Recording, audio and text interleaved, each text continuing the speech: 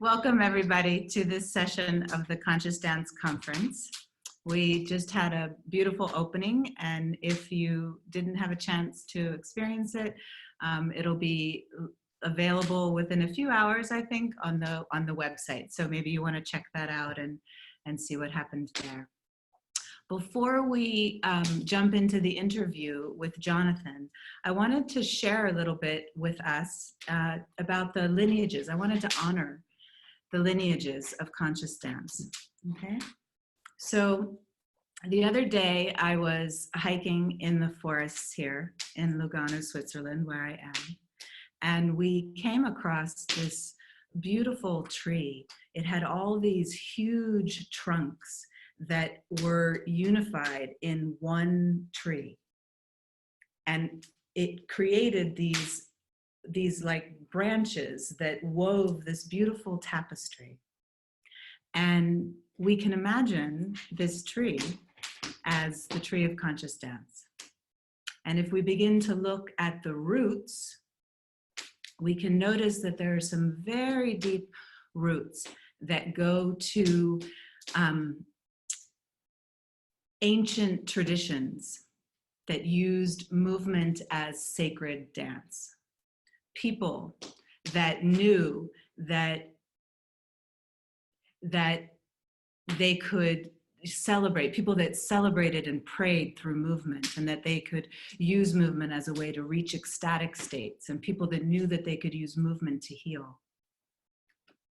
And we can also notice in this root system that there's another section of it that goes to Carl Jung and his understanding that movement was a way to access the unconscious. And we can also see another section of roots that kind of points towards moving artists like Isadora Duncan and Ruth St. Denis at Tension, who began to kind of use free-form movement, explore free-form movement, and create expressive dances. And then if we begin to look at the trunks of the tree, we can see that the pioneers of conscious dance in the 20th century, like Anna Halprin and the Tamalpa Institute, and she was kind of the mother, the grandmother of expressive arts therapy. So we have Anna Halprin, and we have Emily Conrad with Continuum, and we have Bonnie Bainbridge Cohen with Body Mind Centering, and Charlotte Selver with Sensory Awareness. And we have Mary Starks Whitehouse, who created authentic movement and kind of helped birth dance therapy. And we also have Ronaldo Toro, who created Biodanza, okay? And we have Moss Feldenkrais, who worked with awareness through movement. So these are some of the trunks in that tree. And from the perspective of conscious dance as a like free-form movement that you do in large groups with music, there's a particularly large trunk that is connected to Gabrielle Roth and the 5 rhythms. It birthed a whole elaborate set of branches in and of itself.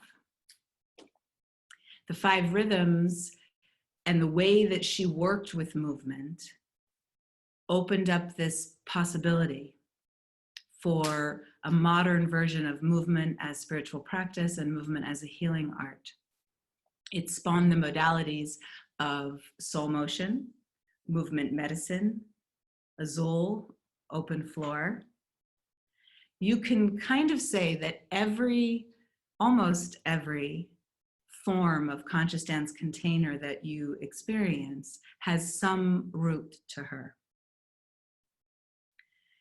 So each of these trunks is represented in the conference, as well as some of the modern applications of those ancient traditions, as well as the branches, some of them more established branches and some of them very new little green buds. But they're all inside of this conference. And so we have the chance to explore them. It's kind of a feast for us to explore and learn from.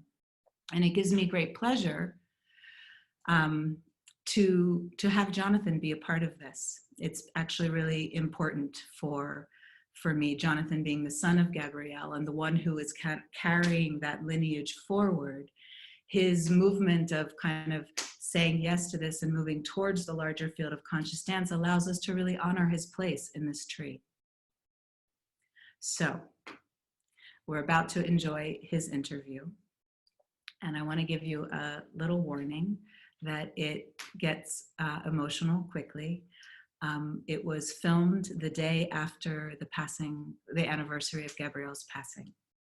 So with that, let's enjoy.